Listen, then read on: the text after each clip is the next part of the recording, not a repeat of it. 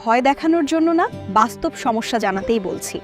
নিয়মিত ব্রয়লার মুরগি খেলে কি কি সমস্যা হতে পারে চলুন জেনে নেই। হরমোন ও অ্যান্টিবায়োটিকের প্রভাব। ব্রয়লার মুরগি দ্রুত বড় করতে অনেক সময় অ্যান্টিবায়োটিক ব্যবহার করা হয়। হরমোনের ভারসাম্য নষ্ট, অ্যান্টিবায়োটিক রেজিস্ট্যান্স তৈরি হতে পারে। হজমের সমস্যা।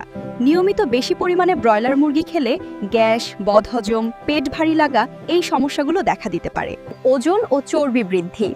ব্রয়লার মুরগিতে চর্বির পরিমাণ তুলনামূলক বেশি। অতিরিক্ত খেলে ওজন বাড়ার ঝুঁকি থাকে। রোগ প্রতিরোধ ক্ষমতা দুর্বল হতে পারে। দীর্ঘদিন অ্যান্টিবায়োটিকযুক্ত খাবার খেলে শরীরের ইমিউন সিস্টেম ধীরে ধীরে দুর্বল হতে পারে। এছাড়া শিশু ও কিশোরদের ক্ষেত্রে আগেভাগে শারীরিক পরিবর্তন স্বাভাবিক বৃদ্ধিতে সমস্যা দেখা দিতে পারে। তাহলে করণীয় কি?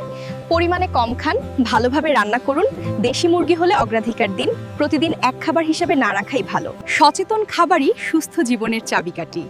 ভিডিওটা উপকারী মনে হলে ছোট্ট একটা লাইক, কমেন্ট আর শেয়ার করতে ভুলবেন না।